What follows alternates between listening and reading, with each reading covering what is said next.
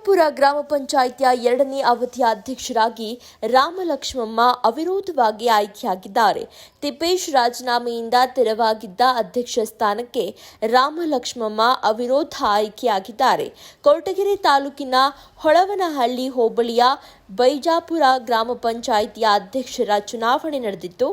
ಗುರುವಾರದಂದು ನಡೆದಂತಹ ಬೈಜಾಪುರ ಗ್ರಾಮ ಪಂಚಾಯಿತಿಯ ನಡೆದ ಅಧ್ಯಕ್ಷರ ಆಯ್ಕೆ ಚುನಾವಣೆಯಲ್ಲಿ ಚುನಾವಣಾಧಿಕಾರಿ ಅಪೂರ್ವ ಅಧಿಕೃತವಾಗಿ ಘೋಷಣೆಯನ್ನ ಮಾಡಿದ್ದಾರೆ. ಅಧ್ಯಕ್ಷ ಸ್ಥಾನಕ್ಕೆ ರಾಮಲಕ್ಷ್ಮಮ್ಮ ಮಾತ್ರ ನಾಮಪತ್ರ ಸಲ್ಲಿಸಿದ್ದರಿಂದ 15 ಮಂದಿ ಸದಸ್ಯರ ಒಪ್ಪಿಗೆಯಂತೆ ಅಧಿಕೃತವಾಗಿ ರಾಮಲಕ್ಷ್ಮಮ್ಮ ಹೆಸರನ್ನ ಘೋಷಣೆ ಮಾಡಲಾಗಿದೆ.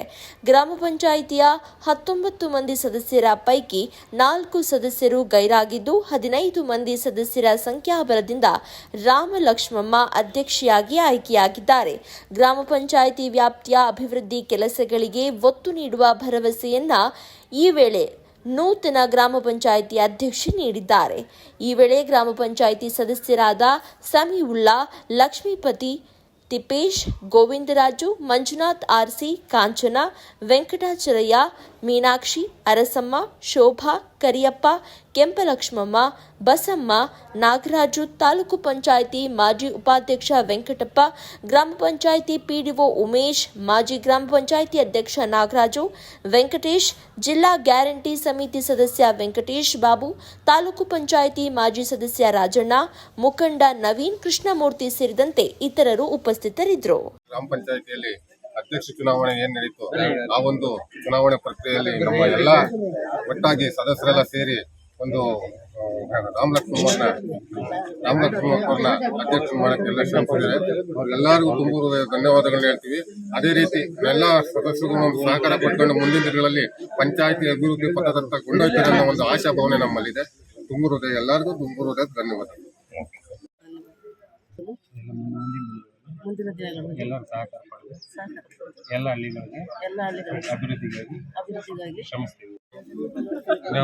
ತುಂಬಾ ಸಹಕಾರ ನೀಡಿದ್ದಾರೆ ನಮ್ಮ ತಾಯಿಯವರ ಅಧ್ಯಕ್ಷ ಆಗೋದಕ್ಕೆ. ಬಸವನಹಳ್ಳಿ ಗ್ರಾಮಕ್ಕೆ ಒಂದು ವಿಶೇಷ ದಿನ ಇದು.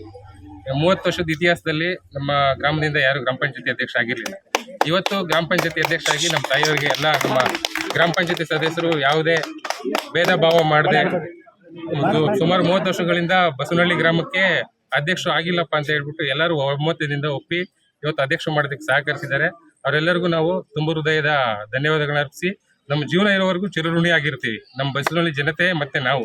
ಯಾಕಂದ್ರೆ ಬಸವನಹಳ್ಳಿ ಯಾವತ್ತು ಅಧ್ಯಕ್ಷ ಸ್ಥಾನ ಸಿಕ್ಕಿರಲಿಲ್ಲ, ಇವತ್ತು ಸಿಕ್ಕಿದೆ, ತುಂಬ ಖುಷಿಯಾಗಿದೆ. ಅದೇ ರೀತಿ ಎಲ್ಲರ ಸಹಕಾರ ಪಡೆದು ಮುಂದಿನ ದಿನಗಳಲ್ಲಿ ಎಲ್ಲ ಹಳ್ಳಿಗಳಿಗೆ ಅಭಿವೃದ್ಧಿ ವಿಚಾರದಲ್ಲಿ ವಿಸಿಟ್ ಮಾಡಿ ಮೂಲಭೂತ ಸೌಕರ್ಯಗಳು ಏನಿದೆ ಅದನ್ನೆಲ್ಲ ಜನಗಳಿಗೆ ಮತ್ತೆ ಹಳ್ಳಿಗಳಿಗೆ ತಲುಪಿಸುವಂತ ವ್ಯವಸ್ಥೆನ ನಾವು ಮಾಡ್ತೀವಿ.